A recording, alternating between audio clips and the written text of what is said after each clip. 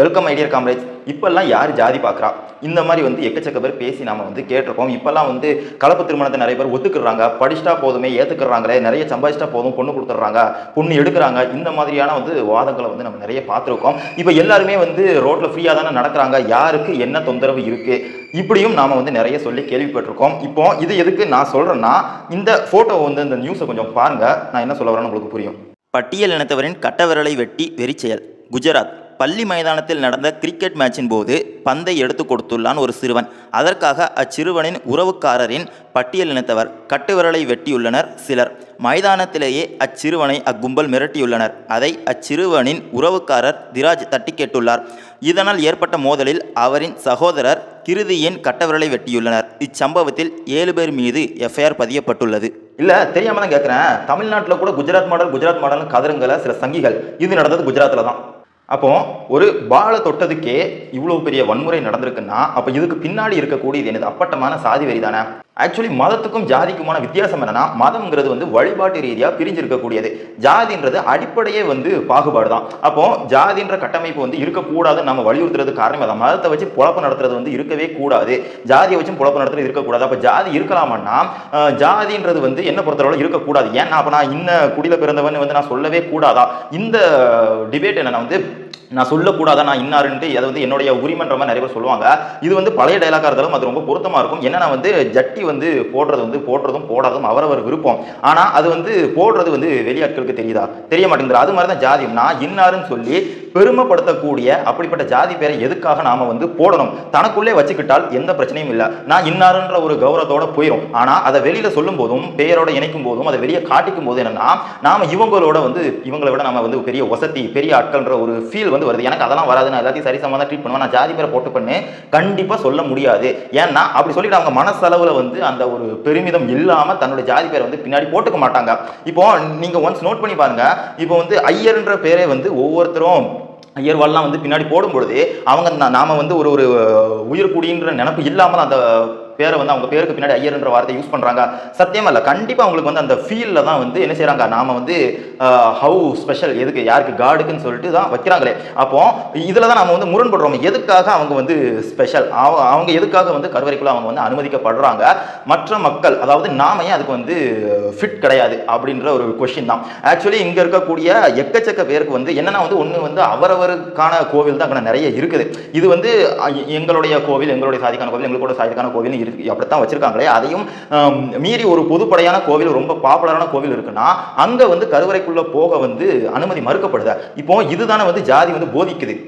அப்போ மதம்ங்கிறது இதை போதிக்காது. ஹிந்து மதமுமே இதை எப்படின்னா, அதாவது ஹிந்து மதத்துல தான் ஜாதி இருக்குன்னு சொல்றதுனால தான் ஹிந்து மதத்தை பயங்கரமா விமர்சிக்க நேரிடுது. யார் அம்பேத்கர் பெரியார்ல இருந்து இப்போ வரைக்குமே எதற்காக லெஃப்ட் விங் ஆட்கள் ஹிந்து மதத்தை போதிக்கிறாங்கன்னா அதுல தான் இந்த டிஸ்கிரிமினேஷன் இருக்குன்றனால. மித்தபடி நாங்கள் படிச்சுட்டால், அதாவது அர்ச்சகராக வேண்டியதுக்கான அந்த தகுதியை நாங்கள் அடைஞ்சிட்டா நாங்களும் அர்ச்சகர் ஆகலாம் அப்படின்ற ஒரு ரூல் இருந்தாலே ஹிந்து மதத்தை யாரும் டச் பண்ண போறது இல்லை. ஏன்னா கிறிஸ்தவத்திலையும் இஸ்லாம்லையும் அப்படிதான். நாம அதை கத்துக்கிட்டால் போதும், நாம பாஸ்டரோ இமாம் அசரத்தோ என்ன செஞ்சுக்கலாம், ஆகி கொள்ளலாம்.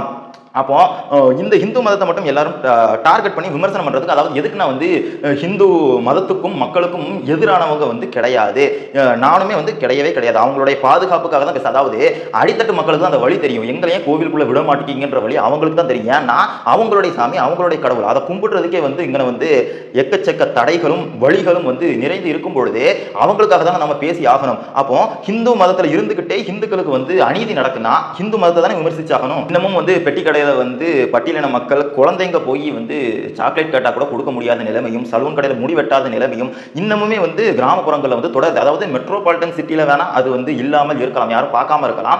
அங்க பணத்தை பிரதானமா வச்சு நகர்றதுனாலும் கிராமப்புறங்களில் ஜாதி அடிப்படையில தான் பொருளுது. எல்லாரும் தனித்தனி தெரு, தனித்தனியான குடியிருப்புகள்ல வாழ்ந்துகிட்டு அது கூட ரொம்ப ஆதி காலத்திலே அப்படியே வாழ்ந்து இப்பவும் கண்டினியூ ஆகுதுனாலும் எதற்காக நாம எல்லார் ஊர்லயுமே நாம கொஞ்சம் யோசிச்சு பாருங்க.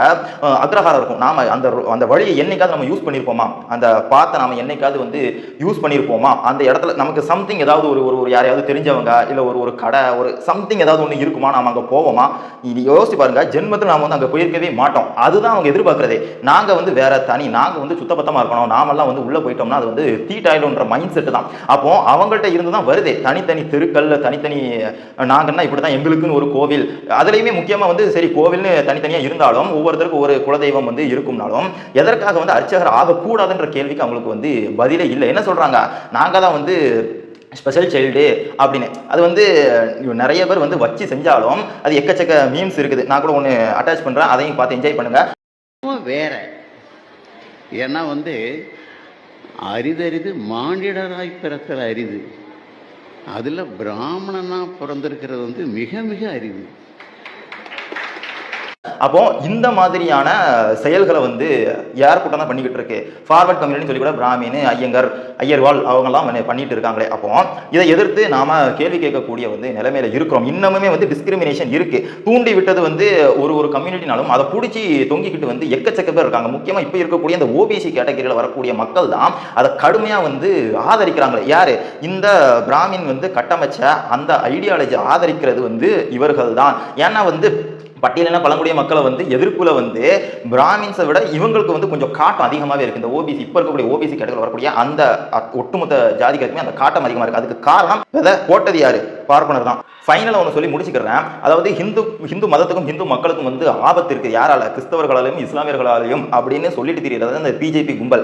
அதாவது நான் சொல்றேன், அவங்க வந்து ஹிந்து மக்களுக்கான பாதுகாப்பே கிடையாது. இவ்வளவு நேரம் ஒரு பிராமின் வந்து கட்டமைச்ச அந்த டிஸ்கிரிமினேஷன் சொன்ன பார்த்தீங்களா, அதை முழுமையாக ஆதரிக்கிறதே பிஜேபி கட்சி தான். அவங்களுக்கு நாம இந்த தடவை எப்படியாவது விடுதலையை கொடுத்துடணும். எனக்கு இணையா அல்லது என்னோட கூட அதிகமாக தமிழ் கற்றுக்கிட்டே தீர்வேன்னு ரொம்ப நாளாக ஒருத்தர் சொல்லிக்கிட்டு இருக்காரு. அவர் வந்து தமிழ் கற்றுக்கணும்னு, எனக்கு தமிழராக பிறக்கல, ஆனால் தமிழ் கற்றுக்கணும்னு ஆர்வமாக இருக்குது, நான் அதை கற்றுக்கிட்டே தீர்வேன்னு சொல்லி அவர் இருக்கார். அவர் நல்லவர் தான், அவருக்கு படிக்கிறதுக்கு நேரம் இல்லை.